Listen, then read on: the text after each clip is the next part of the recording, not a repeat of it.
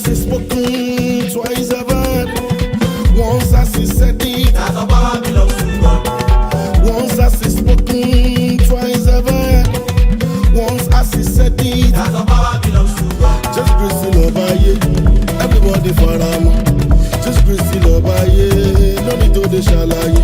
Eti mi ugo, kudo, enu mi uso, kuso.